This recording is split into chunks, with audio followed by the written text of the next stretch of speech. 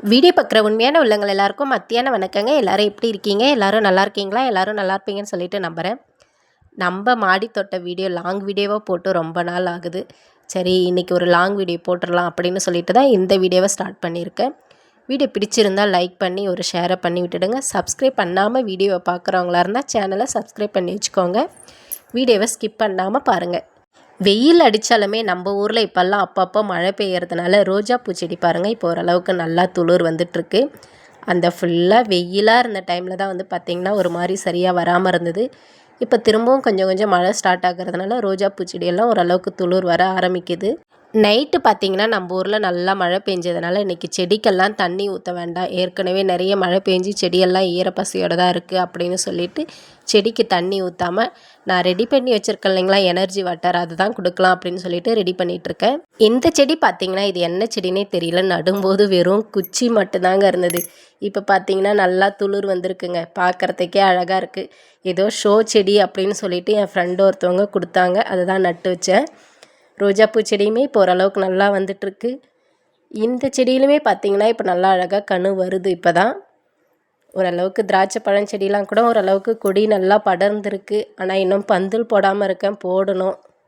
இவங்க 2 பேரும் பாருங்கள், காலையிலே மேலே வந்துட்டு கண்ணாமூச்சி விளையாடுறாங்களாமா, ஒளிஞ்சி ஒளிஞ்சி விளையாடிட்டு சண்டை அடிச்சுட்டு இருக்காங்க. இது தாங்க இப்போ நம்ம செடிங்களுக்காக நான் ஊற போட்டிருக்கேன் எனர்ஜி வாட்டர்.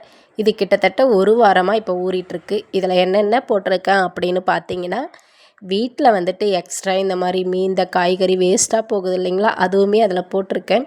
இந்த கொத்தவரங்கெல்லாம் சரியாக அது வந்துட்டு நம்ம எத்தனை நாள், கிட்டத்தட்ட ஒரு மாதம் ஊறினா தான் அது நல்லா ஊறி வரும். ஆனால் நான் அத்தனை நாள் ஊற விடலை, ஒரு வாரத்துலேயே அதை எடுத்துட்டேன். அதில் வந்து பார்த்திங்கன்னா நம்ம சாப்பிட்டு மீந்த பழைய சாப்பாடு கூட வந்து பார்த்திங்கன்னா பழத்தோல், வாழைப்பழத்தோல், இந்த மாதிரி தோலெல்லாம் போட்டிருக்கேன். வெங்காயத்தோல், பூண்டு தோல், முட்டைத்தோல், இது எல்லாமே போட்டிருக்கேன். இதெல்லாம் நான் ஊற போட்டு ஒரு வாரம் ஆகுது. இது கூட வந்து பார்த்திங்கன்னா அரிசி கழுவுற தண்ணி, அப்புறம் சாப்பாடு வடிக்கிற தண்ணி, இதெல்லாமே அதில் வந்து ஊற்றி ஊற போட்டு வச்சுருக்கேன். இதுதான் இப்போ வந்து ஊறிடுச்சு. இப்போ பார்த்திங்கன்னா இன்னமும் சரியாக ஊறலை, ஆனால் இன்னும் ஒரு 20 நாள் இருந்தால் நல்லா ஊறிடும். ஆனால் என்னால் அது வரைக்கும் வச்சோம்னா இந்த தவளை ஓட்டை போட்டுடும், அதனால் வேஸ்ட்டாக போயிடுமே அப்புறம் அப்படின்னு சொல்லிவிட்டு நான் வந்துட்டு சரி எடுத்து ஊற்றிடலாம், எதுக்கு நம்ம ரொம்ப நாளைக்கு வச்சுட்டு ஒரு மாதிரி ஸ்மெல் வரும் அப்படின்னு சொல்லிவிட்டு அதை எடுத்து ஊற்றிடலாம் அப்படின்னு சொல்லிட்டு தான் இப்போ ரெடி பண்ணிகிட்ருக்கேன். பாருங்கள், சரியாக ஊறவே இல்லை. அந்த கொத்தவரங்காய் தோலெல்லாம் அப்படியே இருந்தது. என்னால் முடிஞ்ச வரைக்கும் நசுக்கி விட்டுட்டு அப்படியே எடுத்து ஊற்றிட்டேன். ஓரளவுக்கு நசுங்குச்சு, இந்த பழத்தோலெல்லாம் ஓரளவுக்கு நசுங்கிடுச்சு. பழத்தோலெல்லாம் நல்லா ஊறி நல்லா நசுங்கிடுச்சு. அதுவே வந்து வாழைப்பழத்தோல் வந்து பார்த்திங்கன்னா இப்போ லாஸ்ட்டாக போட்டது, நேற்று போட்டது, அதெல்லாம் வந்து நசுங்கலை. ஸ்டார்ட்டில் போட்டதெல்லாம் பார்த்திங்கன்னா நல்லா நசுங்கிடுச்சு. இந்த கொத்தவரங்காய் தோல் தான் பார்த்திங்கன்னா சரியாக நசுங்கலை. என்னால் முடிஞ்ச வரைக்கும் ஓரளவுக்கு நல்லா நசுக்கி விட்டுட்டு மீதி வந்து எடுத்துகிட்டு அதுக்கப்புறமா தண்ணி வந்து ஊற்றி விடலாம் அப்படின்னு சொல்லிட்டு தான் இப்போ நல்லா நசுக்கிட்டு இருக்கேன்.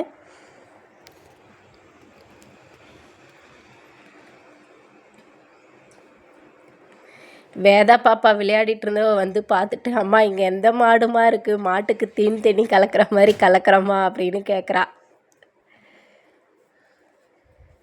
பாருங்கள், இப்போ ஓரளவுக்கு நல்லா நசுக்கிட்டு அந்த எக்ஸ்ட்ரா இருந்த தோலெல்லாம் எடுத்துட்டேன். தேவைப்படாமல் 1, 2 இருந்ததெல்லாம் அதெல்லாம் எடுத்துட்டேன். வேதா வந்து என்னை அப்படி கேட்டா இல்லைங்களா, மாடு எந்த மாடு இருக்குது தண்ணி கலக்கிட்டு இருக்க அப்படின்னு சொல்லி கேட்டா இல்லைங்களா, அதனால் அவளையே கூப்பிட்டு எல்லா செடிக்கும் தண்ணி ஊற்று வேதா அப்படின்னு சொல்ல பார்த்து அப்புறம் அவளே வந்துட்டு எல்லா செடிங்களுக்கும் தண்ணி ஊற்ற ஆரம்பித்தா.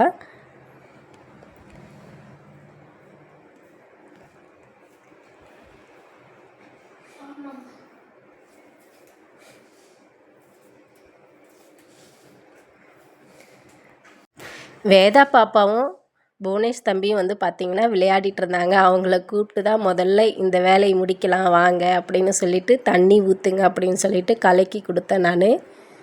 அதை எடுத்துகிட்டு போயிட்டு வேதா பாப்பா தான் எல்லா செடிங்களுக்குமே ஊற்றினா.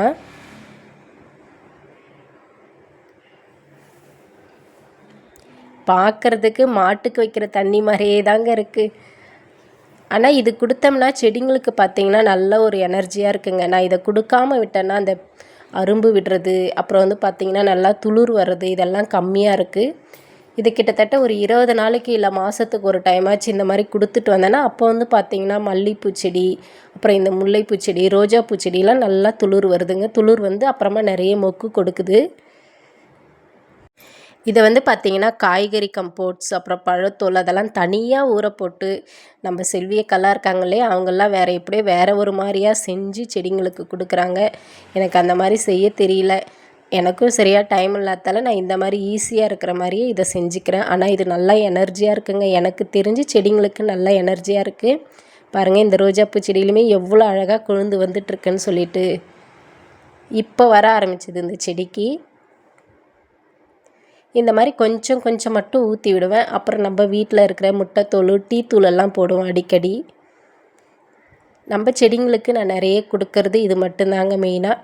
மிச்சப்படி எப்போயாச்சும் ஒரு டைம் டிஏபின்னு ஒரு உரம் இருக்குது, அந்த உரத்தை கொஞ்சம் கொஞ்சம் போட்டு விடுவேன். மல்லிகைப்பூ செடிலாம் பாருங்கள் எவ்வளோ அழகாக இருக்குதுன்னு சொல்லிட்டு. விளையாடிட்டு இருந்தவங்கள கூப்பிட்டு வேலை வச்சுட்டேன் அப்படின்னு சொல்லி கொஞ்சம் கடுப்புலே இருக்காங்க. இருந்தாலும் நான் கூப்பிட்டு வேலை வச்சேன் செய்யிடாமு அப்படின்னு சொல்லிட்டு செஞ்சா வேதா பாப்பாவுமே. திராட்சை பழஞ்செடி ஒரு சில செடிங்களுக்கு வந்து பார்த்திங்கன்னா நான் இந்த தண்ணி கொடுக்கல. ஏன்னாக்கா தண்ணி கம்மியாக இருக்கிறதுனால நான் எல்லா செடிங்களுக்கும் கொடுக்கல. மல்லிகைப்பூ செடி, ரோஜாப்பூ செடி, அப்புறம் பார்த்திங்கன்னா முல்லைப்பூ செடி, இந்த திராட்சை பழஞ்செடி, இந்த மாதிரி ஒரு சில செடிங்களுக்கு மட்டும்தான் கொடுத்தேன். அப்புறம் சின்ன சின்னதாக இருக்கிற செடிங்களுக்கெலாம் வந்து பார்த்திங்கன்னா நான் கொடுக்கல. சரி, நெக்ஸ்ட் டைம் பார்த்துக்கலாம். இப்போது இருக்கிற தண்ணி முக்கியமான பெரிய செடிங்களுக்கு மட்டும் கொடுத்துக்கலாமே அப்படின்னு சொல்லிட்டு முக்கியமான செடிங்களுக்கு மட்டும் கொடுத்துருக்கேன்.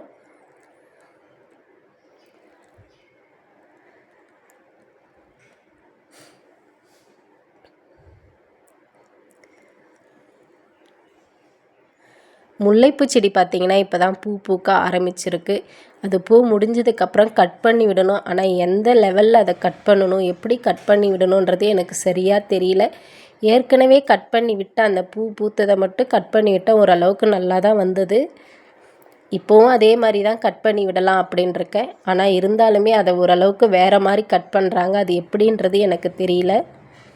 செடிக்கு தண்ணியெல்லாம் இப்போ இந்த எனர்ஜி வாட்டரெல்லாம் நம்ம செடிங்களுக்கு ஊற்றி முடிச்சிட்டோம் நாங்கள். நைட்டு பார்த்திங்கன்னா நல்லா மழை பெஞ்சதுனால இப்போ டைம் பார்த்திங்கன்னா கரெக்டாக ஒரு 8 மணி இருக்கும். ஆனால் இன்னுமே பார்த்திங்கன்னா வெயில், சூரியன் எங்கே இருக்கானே தெரியல. பாருங்கள், சூரியனை நானும் தேடி தேடி பார்க்குறேன், அவனை காணோம். எங்கேயோ போயிட்டானா என்ன ஏதுன்னே தெரியல. சூரியனே வெளியில் வராமல் இருக்கான் மழை பெஞ்சதுனால. சரி, கிளைமேட் நல்லா இருக்கே, ஒரு மாதிரி ஜில்லு நல்லா இருக்கே அப்படின்னு சொல்லிட்டு நாங்களும் கொஞ்சம் ரிலாக்ஸாக உட்காந்து பேசினிருந்துட்டு டீ எல்லாம் வச்சு மேலே எடுத்துகிட்டு வந்து குடிச்சிட்டு அப்புறம் கொஞ்சம் நேரம் பேசிவிட்டு அப்புறமா தான் நாங்கள் கீழே போயிட்டு இருக்கிற வேலையை பார்த்தோம். கிளைமேட் ஒரு மாதிரி சேஞ்ச் ஆனதுனால மேலே வந்ததுமே பார்க்குறதுக்கு ஒரு மாதிரி மனசுக்கு திருப்தியாக இருக்குதுங்க. வெயில் அடிக்கும்போது மேலே வந்தால் கொஞ்சம் கஷ்டமாக இருக்கும். ஆனால் இந்த மாதிரி இருக்கும்போது பசங்க மேலே வந்தாலுமே நல்லா விளையாடுவாங்க.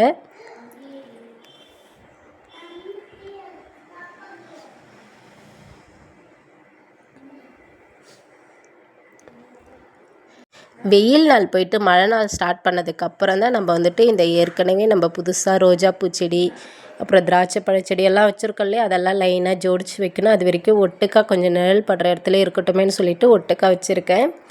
இவங்க 2 பேரும் பார்த்திங்கன்னா வேலையை செஞ்சு முடிச்சுட்டு பல் விளக்க ஆரம்பிச்சிட்டாங்க. நானும் சரி மேலெல்லாம் க்ளீன் பண்ணிடலாமே அப்படின்னு சொல்லிட்டு தொடப்பத்தை எடுத்து கூட்ட ஆரம்பிச்சிட்டேன்.